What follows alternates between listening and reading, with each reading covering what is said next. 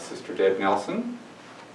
And Sister Deb, I want to start by asking you to talk a little bit about your experience in Zambia. I know you've been have spent several years there with the sisters, the mission of the sisters there. So can you just tell me what your experience was like, and just give us an idea of what goes on there in Zambia and how that is part of the mission of the Presentation Sisters. I was working as a youth formation director in Brookings in the parish, and I was ready to do something a little bit different.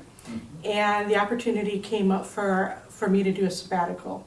So I decided to ask to go to Zambia because we have Presentation Sisters working in Zambia and Zimbabwe. And ever since I was a young kid, I had a real strong interest in Africa. So in 2008, I went on a 5-month sabbatical and spent 5 months going around seeing all the different ministries that the sisters were doing there. In Zambia, yes. And after that 5 months, I also I lived with a family in Mexico for 2 months. And the whole time I was in Mexico, doing some studying of Spanish and living with that family, I kept thinking about Zambia.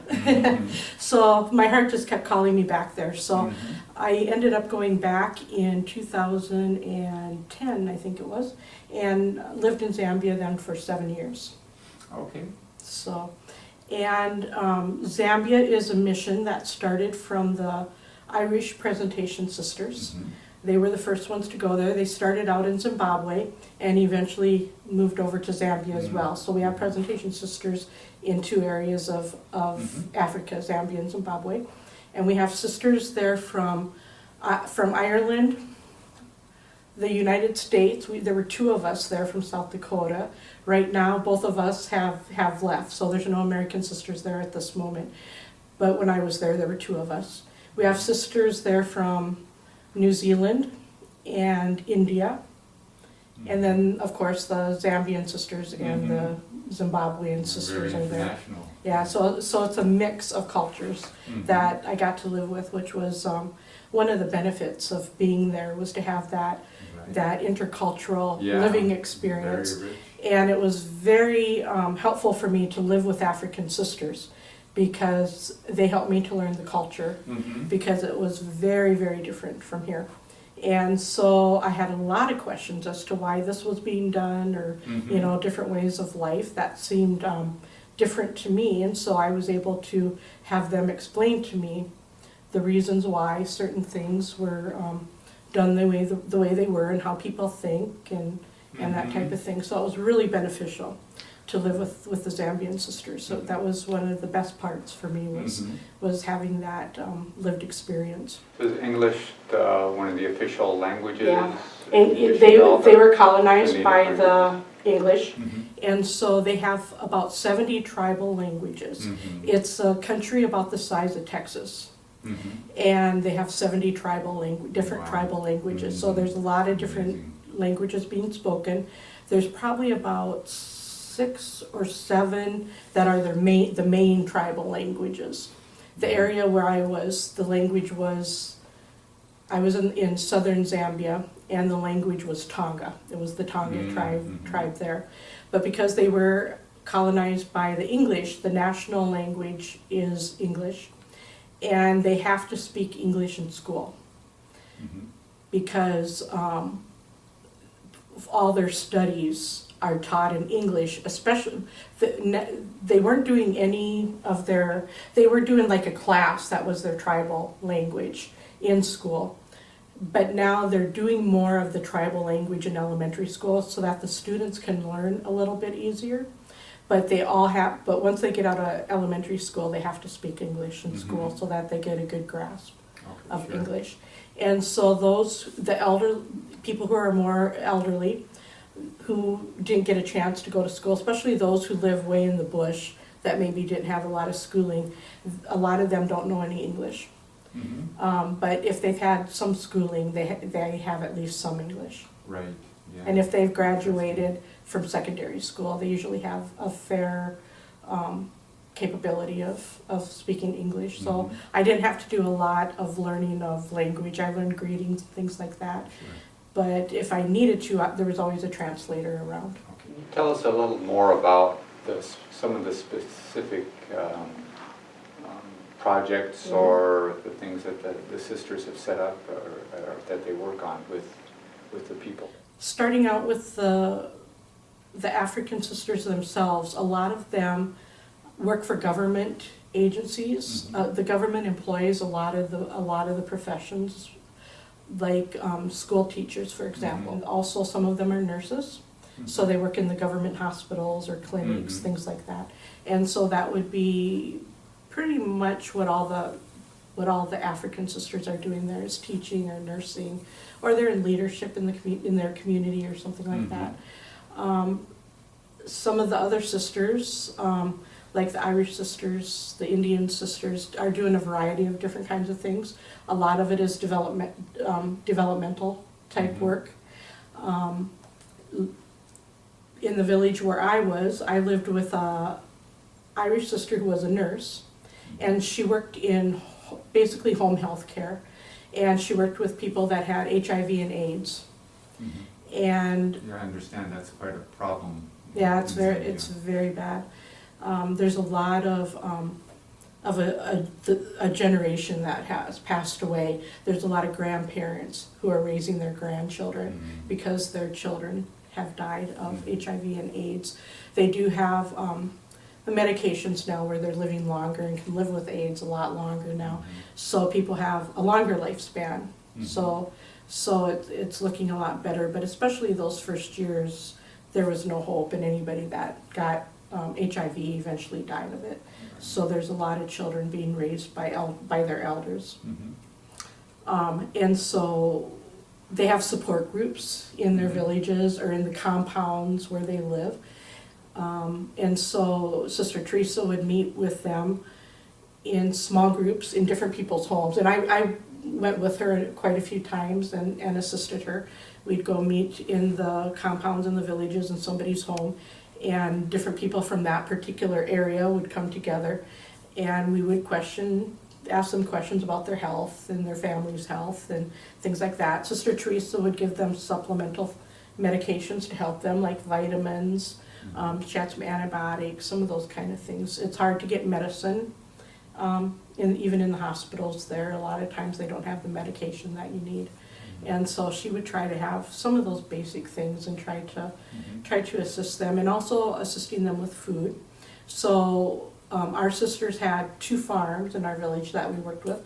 One was for the home-based care project, which she worked through the parish there, the Catholic parish, the Catholic church there. And the farm was to raise food to sell, to make money for medications and some of those kind of things that they needed for the ministry.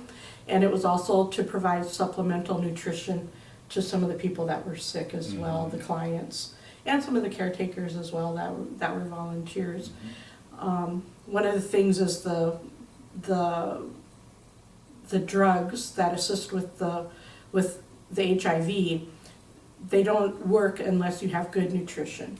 Okay. And so if the people don't have good nutrition, the medications are actually going to do more damage than good, because they're very strong medications. Yeah. Right. And so we had a farm to assist with that project, and then we started another farm. We called it the Widows Farm, because some of the women who lost their spouses to HIV and AIDS it started as a support group, and they would meet to support one another because they were alone raising their family now. And one of their needs was that they needed a way to feed their families. And so eventually we got some land and started a farm for these women, and each of the women got a plot, a share of that land where they could plant their maize for the year. Maize would be their basic food. They would grind it, cook it into nshima, which is their main food source. Everything else, any meat or vegetables, would be a relish to go with that nshima. So maize is very important to their sustainability, and they haven't eaten if they haven't had their nshima. And so they would all have a patch of land to grow that corn, and also other vegetables they would grow. they call it rape, what we would call it kale. They ate a lot of kale, and they would grow pumpkins and a variety of different vegetables around that corn, that maize crop. And there was a large dam we put on there, so the people in that area would have water, and there'd be a source of water to water the crops. And the women hand dug this very large dam. They dug it all by hand, these widow ladies. So those were two projects that took a lot of our time. Also on the farms we had pigs and chickens and cows and things like that. We eventually had put in a dairy as well, sold milk, got dairy cows. So that project kept growing, and both of those projects are turned over to the Catholic parish now, and we try to make all the projects sustainable, that even if we're not there, they can continue on and be run by the local people. And so the parish is in charge of those projects now, running those. And then I personally had several projects. I had sponsors from that our sisters here in South Dakota helped to raise money from the sponsors that we had, and I got some grants. And so one of the big projects was to raise money to help people go to school, help the young people go to school. Nano Nagel was an educator, and she knew that the best way out of poverty, best way to be able to help yourself is to have an education, to receive an education. And so that was important to me too, that people who weren't having an opportunity to go to school could have that opportunity if they wanted it. And so we sponsored over 100 people every year to go to school, and that was elementary, middle school, secondary school, and some for university as well. We paid their way all the way through university. So they're not public schools then, they have to pay tuition? They're government schools, and they're supposed to be free, but if they didn't charge something, they would have no supplies whatsoever. The government sometimes even has a hard time paying their teachers. To have books, to have sometimes paper, or just basic general supplies that you would need in a school. The schools wouldn't have enough money for those unless they charged the students something. And so it's not a huge fee, but because of the severity of the poverty there, it's a big fee to them. It's hard for them to pay it. And so a lot of students would come to me and say they were chased from school because they didn't pay their, whatever that fee was. So the school did chase them if they didn't pay. They'd go back, a couple days later, and then they'd get chased again in a few days. So, so even though it's supposed to be free education, there is a charge that is expected. And even there's a lot of children in those schools, and so sometimes they need to build maybe a new block of school, a part of the school. And so sometimes they ask the kids to bring a bag of cement, or that the families bring a bag of cement to help build that new block of the school. To have toilet paper for the bathrooms are just basically an outhouse with a hole in the ground. And in order to have toilet paper or something for those, the students are asked to bring a roll of toilet paper. So there's just a lot of need in the school that if they don't get it from the students, they just wouldn't have it. It varies as to what level of education you're in, as to what the amount would be, but it could be like maybe $100 a year, which for them, for a lot of them would be a lot of money. If you're in secondary school, it would be a bit more. University, of course, is quite a bit more. So they're always looking for some sort of sponsorship, especially if their parents don't have a regular job or something like that. There's not a lot of opportunities or options. A lot of people make their living by planting their maize. And if it's a bad rainy season, they might not have much maize. They might just get enough to eat that corn all year and not be able to sell any to have any money. But agriculture is a big part of how they sustain themselves. Growing some vegetables, selling them in the market. There's lots of areas throughout the village where there'll be little markets on the streets, and they'll make money selling those vegetables. So if it's a poor rainy season, they really struggle. Right, yeah. So it just kind of depends on, Very dependent you know, if they on have, the if, weather and all yeah, that. on the weather, what kind of work their family has. Because it's a lot of people do what they call piecework, where they just kind of go around and see if they can get a little piece of work here and there. Right, yeah. Might be to cut the, you know, during the rainy season, the grass gets over your head, can get as tall as a person, and so they cut that by hand.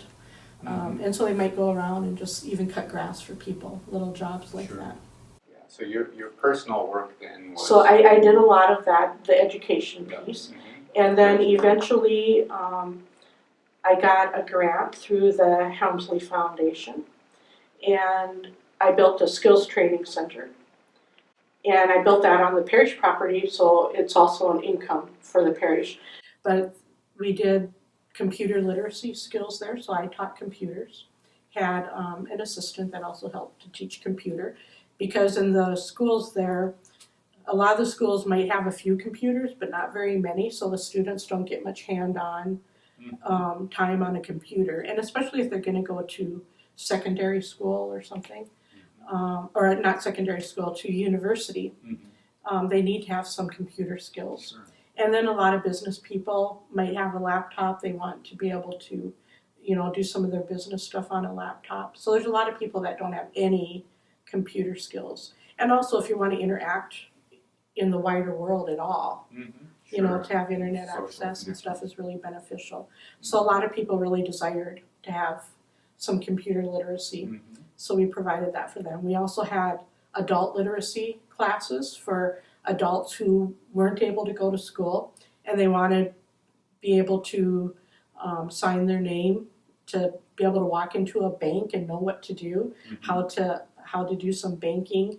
They might, you know, sell money from their crop and want to put that little amount that they got into the bank for safekeeping or something, and they just don't know how to, you know, they're intimidated by even just walking into a bank, not knowing what to do, how to use the bank. So just some of those basic skills like that. And then we also had a conference room where we could do workshops to teach different things throughout the year, have workshops provided for the people. For example, since so many of them are agricultural based, and we have farms also in our ministry, we did sustainable farming classes, trying to help them to preserve the land that they were farming, teaching them how to compost, how to use the manure from the animals, because the fertilizer is also very expensive. If they get fertilizer from the government that has deteriorated the land, the soil, and so you have to use fertilizer in order to get any kind of decent crop. Well, there's another expense. You got to get the seed, you got to get the fertilizer, you got, you know. And so we try to help them with what they've got. If they've got some animals, some pigs, even chickens, or, you know, whatever they have, or just doing the composting, they have what they need right there oftentimes to fertilize their crops without having to go and buy chemical fertilizer. So we would do different classes on how to farm in a sustainable way. And biogas, to cook with biogas, using the manure from the animals to be able to have a little cooker and cook your food using the gases that come from that manure. We would do that. Where did you get all your teachers from? So you taught the computers yourself? I taught the computer classes. And for some of these We would other just subjects? find people from around the area that would have the knowledge that we needed. We had a gentleman, his name was Bosco. He helped us a lot. He was very good at farming. He did his own farming. He had great big huge cabbages he would grow. He knew he had taken some classes and he knew how to do the planting correctly so that sustainable farming worked, you know, how to use that manure so that it would produce the most and stuff. So he would oftentimes come in and teach a class. We would have people from the veterinary clinic come in and talk about care of the animals, how to best care for those animals. So we would just kind of go around to the people in the community and use the expertise. Local resources. Yeah, we had a fish pond. You know, we created a fish pond because they eat a lot of fish as well, and so that's a way to be sustainable, is to get fish, be able to sell those fish. And also the protein from the fish is good for them, you know, healthy for them. And so they would eat a lot of fish as well. So we would have people that knew how to do that fish farming, basically. And they would come in, they helped us dig the ponds and to create those in a way in which the fish would do well in those little ponds that we had on the farm. And they would also teach the people how to do that on their own land and stuff. Right. And to create little dams and things like that, even just for water for their crops and stuff. Because when the rains dry up, it's hard to get water to plant, you know, to grow anything. And so they would try to teach them to maybe, you know, how to catch the rain when it does come and keep that rain for the crops, and to have that water for the fish ponds. So we would just find the people that knew those things and ask them to come in and help out. Yeah. So when you say you built the building, so you contracted with people and Yeah, workers? I got a contractor from the village there, and then he would get workers that would come in. We actually had some of the prisoners from the prison there to help do the initial digging of the foundation. So they came in, did the foundation, and then people were contracted from the community to come in and make the bricks by hand. Every brick, it was a very large building. 3 large rooms and 2 offices and some bathrooms. It was a large building. And they made every brick by hand Really, right for on that site building, there. right on site there. Wow. And they just had a mold to make those big bricks. So it was a way for people to learn how some of those skills. And then also ways for people within the village to have an income, so everybody kind of benefits from the project. We tried to use local contractors and local workers. It reminds me of Nano Nagel when she did some of that herself, right? She did. Like when they would build the convent, she kind of oversee the work and. Yep, she did, yes. And you have to be right there because you don't know what's going to happen unless you're observing and overseeing. Okay, There right. can be bags of cement that walk off. As those being in charge of the project, in charge of the funds that have come in, we have to make sure everything is used correctly and is overseen correctly. That things are locked up at night so they don't walk off and some of those kind of things. So, yeah, I never built a building until I went to Africa, but yeah, I learned to do a lot of overseeing of building projects and stuff like that too. I also, some of the young people that I paid for to go to school were living on their own in the compound. They maybe had come in from the village, sent in by their families, and were living in kind of unsafe areas, especially the young girls that come in from the villages to go to school. They might rent from people in the compounds, and it's especially for the young girls, it was very unsafe. They might be raped or be used as slaves, basically, from their renters, that they had to do certain work in order to stay living there or to be fed, to get food. So they were very vulnerable. And also there were a couple boys that I found selling bananas on the street, who I could tell didn't have very much, and they were living in a little 1-room mud hut in the village and selling bananas on the street for the people in the market, and then they would get a little bit of the money from the vegetables they sold, and that's what they lived off of. And I sent them to school. Well, eventually their little mud house collapsed in the rains, and they came to me and they had nowhere to stay, and it was the rainy season. So I eventually built them a house and ended up doing it, and I contacted some of the builders that Avera uses and the sisters use for housing here in South Dakota, to talk to them about some possibilities for doing some construction in Zambia, and they, you know, to do this one house.